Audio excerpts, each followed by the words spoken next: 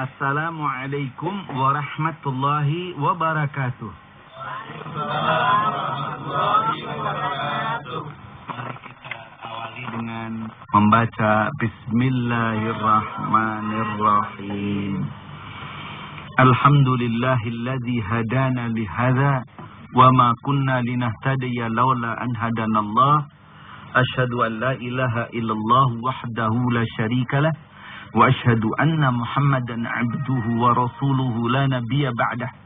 Allahumma salli wa sallim wa barik ala sayyidina Muhammadin wa ala alihi wa ashabihi wa man wala wa la hawla wa la quwwata illa billah.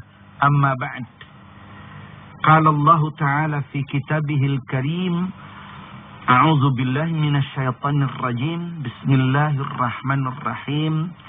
Ara'aita alladhi yukadzibu bid-din fadzalika alladhi yad'ul yatim wa la yahuddu 'ala ta'amil miskin fawailul lil musallin alladzina hum an salatihim sahun alladzina hum yura'una wa yamna'una al-ma'un. Sadaqallahul azim. Maknanya, tahukah engkau orang yang mendustakan agama itu? Yaitu orang yang enggan, orang yang menolak memelihara anak yatim. Lagi tidak suka mengajak dan memberi makan orang miskin. Celakalah orang yang sholat, yang lalai dalam sholatnya, yang ingin dilihat orang amalannya, yang enggan memberi derma, memberi pertolongan. Demikianlah maknanya secara ijmal. Sekarang kita ingin tahu bagaimana asbabun nuzul, sebab turunnya ayat ini. Surah ini yaitu surah Al-Ma'un. Surah Al-Ma'un.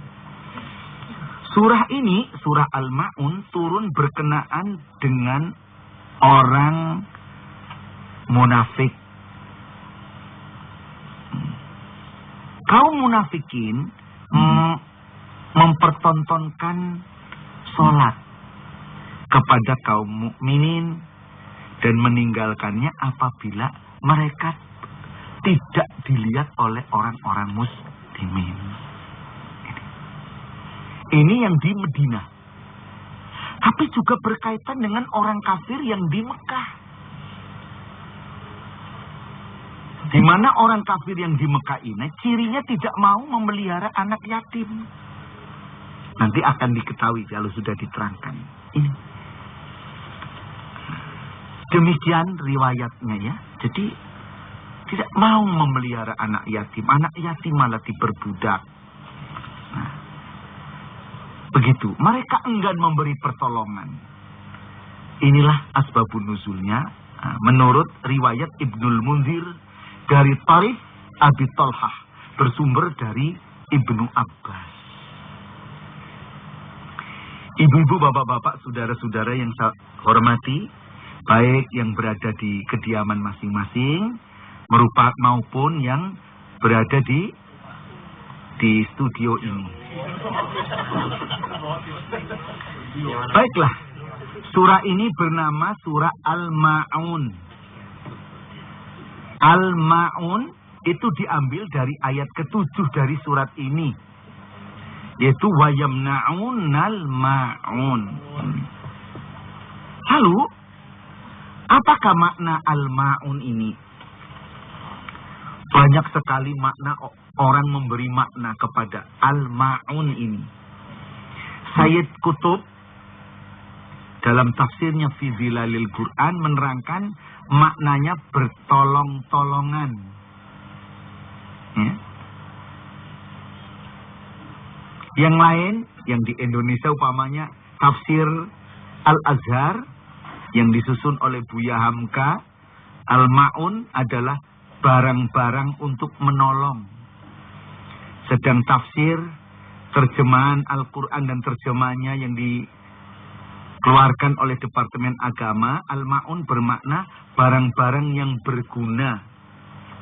Tafsir yang disusun oleh Al-Ustadz Ahasan, al-ma'un bermakna pertolongan. Demikianlah banyak sekali yang diberikan pada nama itu. Tapi maksudnya sama. Surat ini termasuk golongan surat Makiyah. Diwahyukan ketika Nabi masih di Mekah. Ada pula yang mengatakan tafsir ini adalah surat ini diturunkan di Madinah, maka termasuk surah Madaniyah untuk mengancam kaum munafikin yang pura-pura beribadah dan tidak mau saling menolong dalam mengatasi kaum lemah ekonominya. Ini mengatakan demikian ini. Maka ada yang mengatakan turun di Mekah, ada yang mengatakan turun di Madinah. Menurut Sayyid Qutb, dan ia yakin inilah yang benar, yaitu bahwa tiga ayat pertama yang menerangkan tentang orang yang tidak memberi makan pada anak yatim dan orang miskin, itu adalah turun di Mekah. Itu turun di Mekah. 3 ayat yang pertama turun di Mekah. Menurut Sayyid Qutb. Sedang yang lainnya adalah di Madinah. Selebihnya di Madinah. Demikian ini mengenai turunnya surah Al-Ma'un ini. Sekarang bentuknya apa? Bentuknya pertama adalah istifham. Yaitu pertanyaan yang tidak memerlukan jawaban. Karena jawabannya sudah dijelaskan oleh Allah sendiri. Kan bertanya, Ara'aital ladzi yukadzibu biddin? Tahukah engkau orang yang mendustakan agama? Pertanyaan bentuknya. Tapi tidak perlu jawaban. Berikutnya dijawab oleh Allah. Fadzalikal ladzi yad'ul yatim. Mereka itulah orang-orang yang menolak enggan memelihara anak yatim. Diterangkan oleh Allah. Baik. Isinya apa? Isinya yang pertama, sifat-sifat orang yang mendustakan agama. Diterangkan dalam ayat ini. Dan yang kedua adalah bahwa akan mendapat malapetaka orang-orang yang mendustakan agama itu. Baik di dunia maupun di akhirat. Itu isinya. Nah, surat ini merupakan surat yang ke-107. Terdiri dari 7 ayat. Mari kita gali isinya bagaimana. Ayat yang pertama, Ara'aital ladzi yukadzibu biddin. Tahukah engkau orang yang mendustakan agama itu? Ad-din di sini dimaksud agama.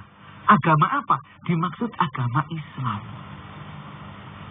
Tahukah kamu orang yang mendustakan agama Islam itu? Agama yang dibawa oleh Muhammad Rasulullah Sallallahu Alaihi Wasallam. Bab ada yang mengatakan ad-din itu adalah bermakna al-jaza, yaitu pembalasan. Tidak salah pula. Tetapi pengertian yang lebih meliputi adalah agama. Bab agama mendidik kita, ya iman, ya ibadah, ya akhlak baik, termasuk yakin kepada hari akhirat. Sekarang, apakah yang dimaksud yukadzibu biddin, mendustakan agama? Yang dimaksud dengan mendustakan agama adalah mengingkari secara keseluruhan. Satu, itu pertama. Orang yang mengingkari secara keseluruhan itu termasuk orang yang mendustakan agama. 2, yang mengimani sebagian daripada tuntunan Allah. Mengimani yang sebagian, tetapi mengingkari yang sebagian lainnya. Jadi Quran ini ya diimani lah yang ini, kalau yang ini saya imani, cocok kok. Ini cocok dengan kemauannya gitu. Tapi yang lain-lain nggak cocok. Ini zakat nggak cocok, sholat nggak cocok, istri 2 cocok. Ini macamnya gitulah. Ini kalau sudah begini ini sudah ya. Baiklah saudara-saudara, ibu-ibu, bapak-bapak yang saya hormati ya. Jadi mengingkari termasuk mendustakan agama. Dalam surah Al-Baqarah ayat 85 Allah berfirman, Afatu'minuna bi ba'dil kitabi wa takfuruna bi ba'd? Apakah patut kamu mengimani sebagian daripada kitab itu dan kamu mengingkari yang sebagiannya? Ini Allah bertanya kepada orang Bani Israel, orang Yahudi yang mengimani Taurat, yang cocok dengan ya keinginannya, ya mau. Isi Taurat sebagian yang tidak cocok, ya tidak terima. Itu termasuk orang mendustakan agama. Kita pun kalau terhadap Quran begitu itu termasuk mendustakan agama. Lalu termasuk orang yang mendustakan agama itu berpura-pura beriman. Pura-pura beriman padahal hakikatnya tidak beriman. Dengan jalan menampakkan keimanan, menyembunyikan kekafiran. Ini orang yang munafik ya. Itu dalam surah Al-Baqarah ayat 8 diterangkan, wa minan nasi may yaqulu amanna billahi wa bil yaumil akhir. Dan sebagian daripada manusia, yaitu manusia yang di Madinah waktu itu, ada orang yang berkata, kami beriman pada Allah dan hari akhir. Allah memberitahu pada Nabi begitu, wa ma hum bimu'minin, padahal mereka tidak beriman. Ya pura-pura saja, hati-hati loh Mas. Nah inilah Nabi, Allah mengatakan begitu, hati-hati kamu. Nah, ini, jadi ibu-ibu, bapak-bapak, saudara-saudara yang saya hormati, itulah makna orang yang mendustakan agama. Dalam makna asalnya begitu. Tetapi dalam ayat ini yang dimaksudkan mendustakan agama, yaitu nanti begitulah. Hanya mengimani ini, sholatnya iya, ya toh, puasa iya, ini pergi haji iya, nolong anak yatim enggak, orang miskin enggak mau, nolong orang yang ekonominya lemah juga enggak mau. Ini termasuk mendustakan agama. Sebab itu saya mohon dengan hormat ibu-ibu, bapak-bapak, supaya punya sahabat. Tiap-tiap keluarga yang hadir ini punya sahabat seorang miskin satu, atau anak yatim satu. Iya. Ini maunya orang tua asuh. Anak asuh, itulah yang anak asuh. Jadi baiklah ibu-ibu, bapak-bapak, saudara-saudara yang terhormat. Awal ayat ini pakai pertanyaan, aro'aita, tahukah kamu? Mengertikah kamu? Lihatkah kamu? Ayat ini didahului dengan harfu istifham. Huruf pertanyaan A, apakah? Pertanyaan, maknanya apa? Melemparkan masalah agar kita memiliki ketajaman. 1, daya tanggap. 2, daya pemahaman. 3, daya penalaran yang lapang dan jauh terhadap lingkungan. Supaya jadi orang yang peka kepada lingkungan, sensitif kepada suasana lingkungan, masyarakat. Inilah ya. Ini, itu. Lalu yang kedua, yaitu agar kita mawas diri. Apakah tergolong orang yang mendustakan agama ataukah tidak. Itulah, ya. Pertanyaan itu begitu. Meskipun Allah nanti menerangkan, tapi maksudnya mendidik kita ini. Maka berikutnya Allah menerangkan, fadzalikal ladzi yad'ul yatim, yaitu orang-orang yang enggan menolak memelihara anak yatim. Ini merupakan jawaban terhadap pertanyaan tadi nomor ayat 1. Ayat 1 pertanyaan dijawab sendiri oleh Allah. Langsung dijawab. Siapa orang yang mendustakan agama? Mereka yang enggan menolak memelihara anak yatim.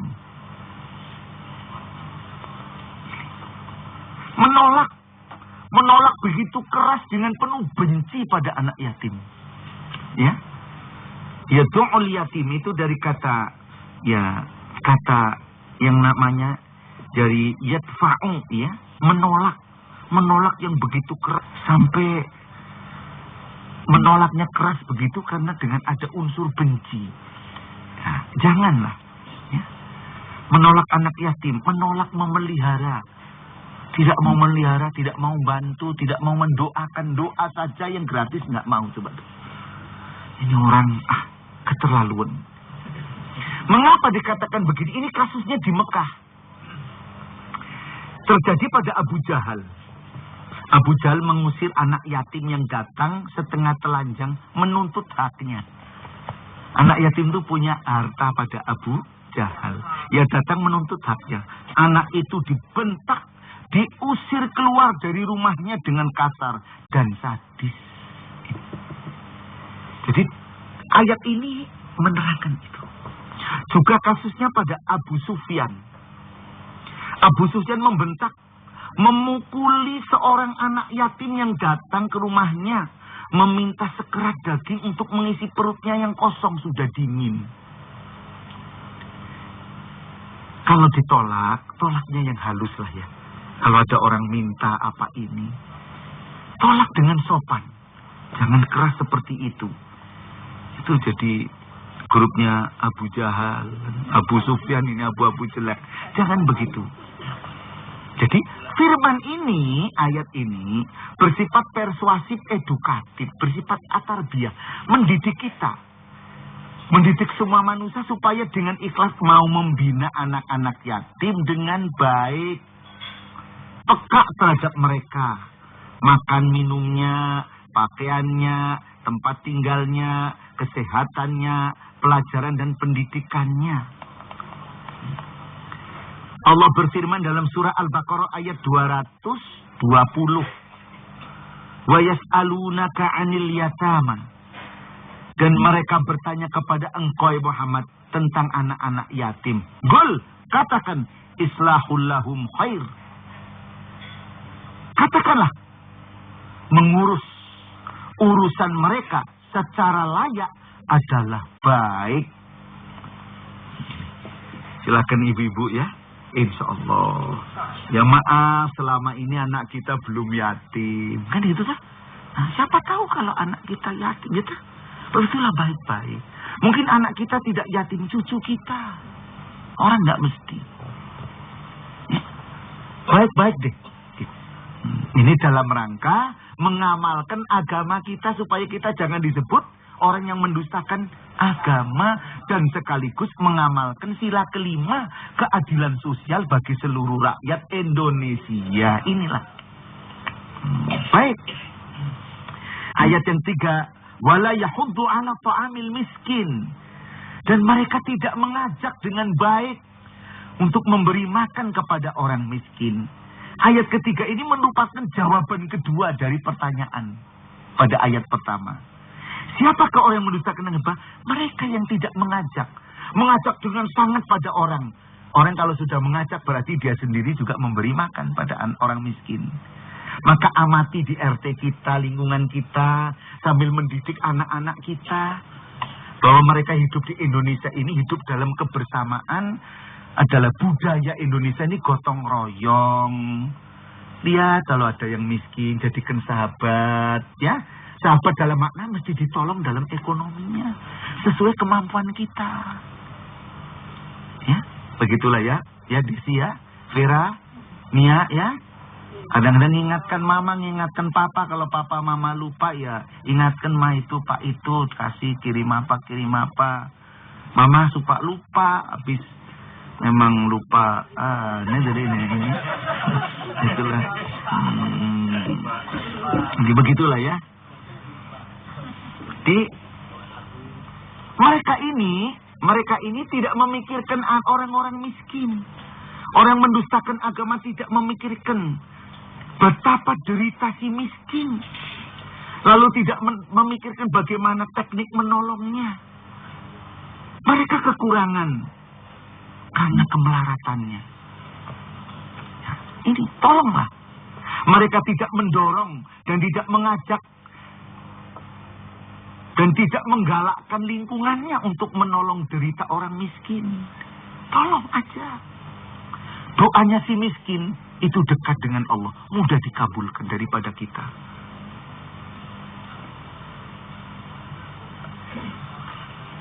Demikian saudara-saudara, ya.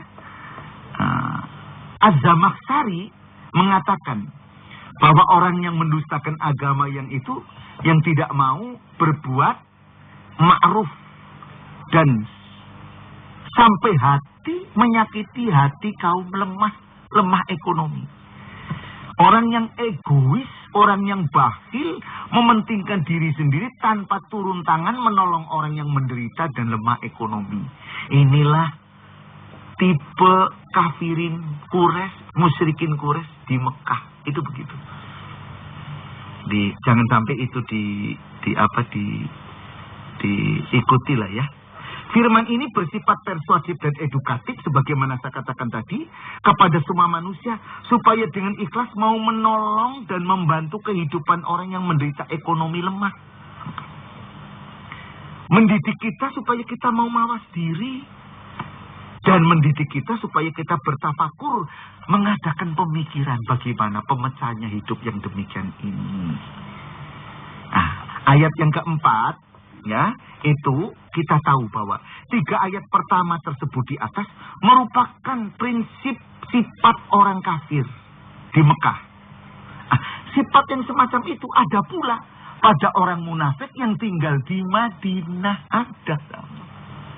Ada. Bagaimana sifat mereka itu? Mereka sifatnya riya. Mereka sholat.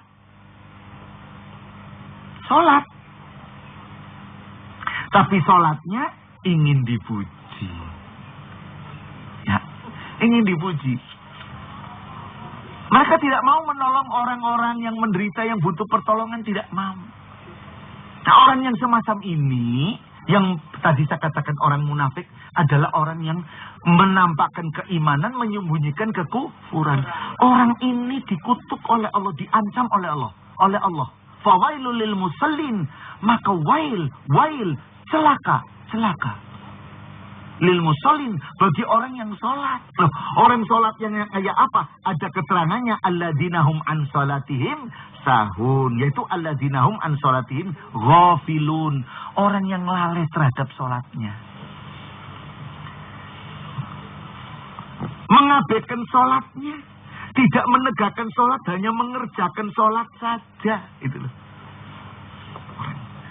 Ya, hanya sholat Allahu Akbar, ini sudah syarat rukunya dilakukan, tetapi jiwa sholat tidak diamalkan di luar sholat. Ini orang. Bahkan sholatnya hanya sekedar sholat riya. Ya. Nanti ayat berikutnya menerangkan, ya, bahwa sholatnya riya. Alladzinahum yura'un, mereka riya, pamer. Sholatnya sholat iklan.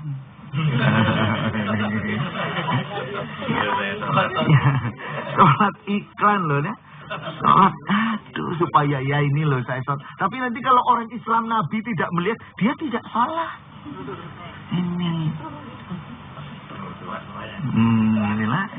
Inilah. Jadi akibatnya apa? Sholatnya tidak mendidik hidupnya. Hati mereka tidak hidup bersama sholatnya. Sholatnya tidak menghidupkan hatinya. Rohaninya tidak menghadirkan hakikat sholat ini. Jadi isi jiwa sholat, Allahu Akbar, Allah yang maha besar, tidak diamalkan dalam hidupnya. Orang yang sudah Allahu Akbar itu tidak akan takabur. Sebab yang hanya maha besar Allah, jangan takabur. Ditutup dengan Assalamualaikum warahmatullahi wabarakatuh. Maknanya orang yang mendirikan sholat yaitu orang yang di luar sholat menyelamatkan lingkungannya. Ya, jangan merusak lingkungan, nyakiti hati orang lingkungan, jangan. Baiklah. Mengapa mereka lalai pada sholatnya? Mengapa? Lalai karena riya. Minta dipuji, minta disebut sebagai orang muslim, sebagai orang beriman, padahal mereka tidak beriman. Sholatnya tidak timbul dari kesadarannya sendiri. Amal kebaikannya tidak timbul dari diri sendiri.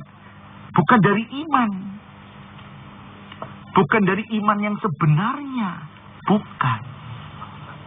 Ya terpaksa gitu lah ya. Apa-apa nek peksan ini orang enak kok mas. Ini pikir tuh ya. Sehingga mereka tidak ikhlas. Tidak ridho Allah yang dituju, melainkan riya. Alladzinahum yura'un. Mereka riya. Mereka hidup dihiasi dengannya, ya gimana ya? Dengan kebohongan, pura-pura baik, tahu-tahu tidak baik, menampilkan kebaikan, menyembunyikan kejahatan. Begitu itu kehidupannya. itu tidak dapat dibenarkan. Maka diancam, fawailul lil musallin, orang yang sholatnya hanya nampak supaya dikatakan sebagai orang beriman padahal tidak beriman. Ini ada pada orang munafik, diancam oleh Allah. Jangan kamu kira aku tidak ngerti. Itulah fawailul lil musallin. Maka celakalah bagi orang yang sholat, yang sholatnya alladzina hum an salatihim sahun, lalai dari sholatnya, tidak mendidik dirinya. Inilah maka diminta dengan hormat ya, supaya kita betul-betul ya sholatnya yang baik, jangan sampai ini. Dan orang kalau sholatnya sudah baik, mengapa mereka termasuk orang yang ghafil, lalai kepada sholatnya karena riya? Mengapa ia riya hingga diancam oleh Allah begitu hebat? Karena ayat yang terakhir, wa yamna'unal ma'un, karena mereka mencegah pertolongan, memberi pertolongan. Ya. Apalagi dia nolong sendiri, ada orang mau nolong, ia pun mencegahnya. Ya. Baiklah ibu-ibu, bapak-bapak, saudara-saudara yang saya hormati, saya kira ya, jangan sampai kita itu meninggalkan kewajiban tolong menolong, gotong royong karena bakhil ya. Jangan kita menghalang-halangi orang yang mau memberi pertolongan pada orang lain. Jangan sampai kita menutup hati kita, dan jangan sampai kita berpura-pura beriman. Nah, jangan kita berbuat demikian ini. Mari, semua itu akan memberi akibat yang jelek. Maka mari dengan apa yang sudah kita pahami bersama, mudah-mudahan keimanan kita meningkat dan kita dijauhkan oleh Allah dari sifat munafik dan sifat kafir, lalu disuburkan kita untuk mengamalkan ajaran kita itu sedekah, infak dan lain-lainnya, menolong fakir, miskin, yatim yang berekonomi lemah. Mudah-mudahan Allah menjauhkan kita dari sifat bakhil. Demikian ini, mari kita tutup dengan membaca Alhamdulillahi Rabbil Alamin. Wabillahi taufiq wal hidayah. Assalamualaikum warahmatullahi wabarakatuh. Waalaikumsalam warahmatullahi wabarakatuh.